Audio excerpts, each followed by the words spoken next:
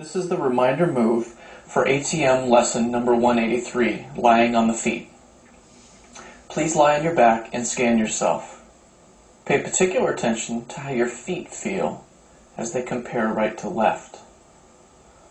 So as we've done before, scan your body for spaces that lift up away from the floor and spaces that actually press down into the floor. So for example, your shoulders. Does your right shoulder press down into the floor more than your left? Or is it your left pressing down more than your right? And continue down through your body until you get a good idea of what type of contact you have with the floor. And after you get a good picture of how you actually come into contact and lie down on the floor, please sit up. And sit in this way that your right foot faces the sole of your left foot. And your knees will kind of flop to the outside, kind of semi-Indian style.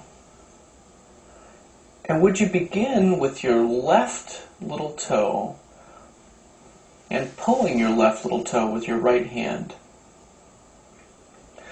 So as you pull your left little toe, you pull it away from your foot, so you try and stretch it longer, and then bend it underneath the sole of your foot.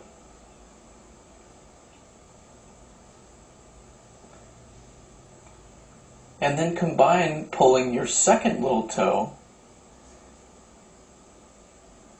together with your little toe, pulling long and then bending underneath the sole of your foot.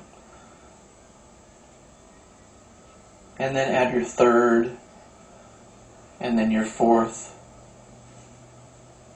feeling the top of your foot bending and getting longer.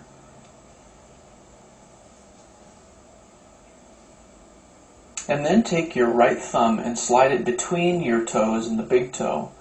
And as you bend your toes down and in, your left hand will bend your toes backwards, your large toe backwards. So it's like you're doing the splits with your toes. And then lie on your back and rest. And compare the two of your feet. And does your left foot feel wider or longer or softer?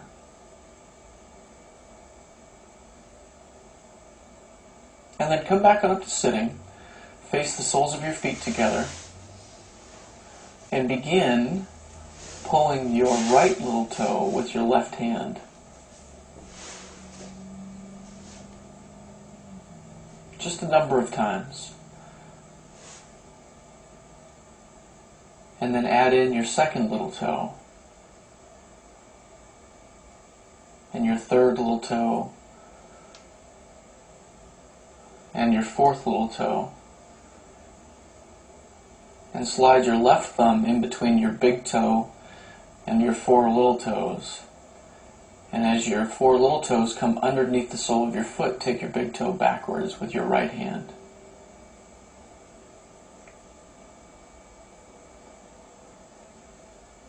And then leave this alone. Lie on your back and rest.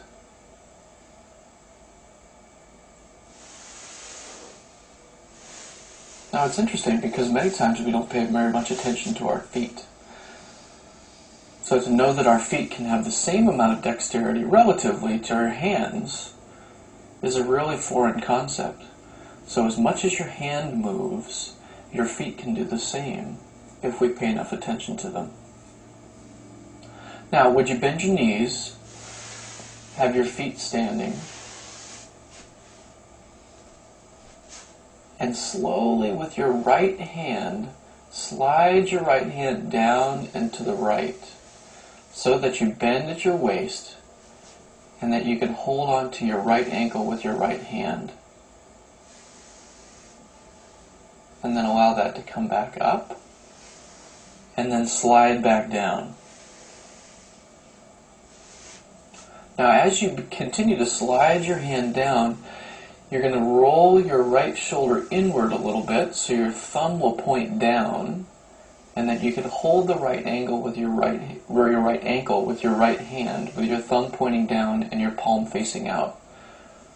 So your hand will slide between your pelvis and your heel. and then come back.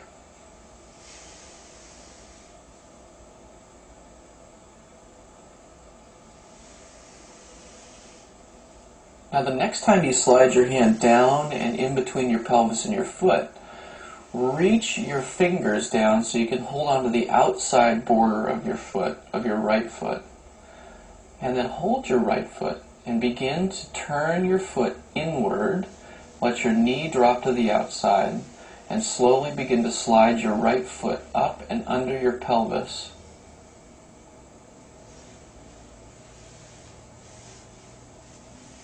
And let that come back. And then repeat. Easy.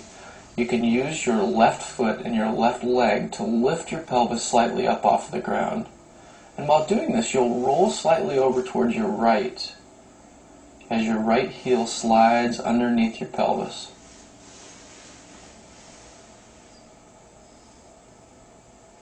And then leave this alone and let yourself rest.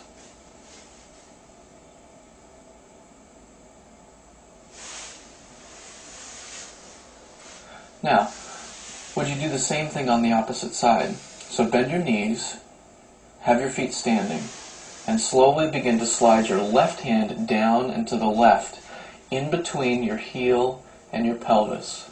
Bend at your waist, in your chest, in your ribs, so that you can eventually hold onto your left ankle with your left hand. And of course, you have to turn your shoulder in slightly, have your thumb pointing down, and the palm of your hand will be facing out. And at some point, hold on to your left foot with your left hand and slowly begin to, from the foot, turn your foot into the inside and slide your foot underneath your pelvis so that your heel lands underneath your rear. And slowly let that come out. And again, you can also use your right leg to help and assist, lifting your pelvis slightly up off of the ground. And by doing that, you roll slightly over towards your left. Not with intention, but by necessity. And then leave this alone and let yourself rest. This is absolutely a fantastic lesson for learning how to open up your hip joint in a different way and to be able to have a different amount of flexibility in your knee, your hip, and your ankle. So enjoy this pattern. There's more to it. It's from ATM lesson number 183 from Alexander Yanai. And I look forward to hearing your thoughts and see what you think. Have a great day, take care of yourself, and leave me a comment down below.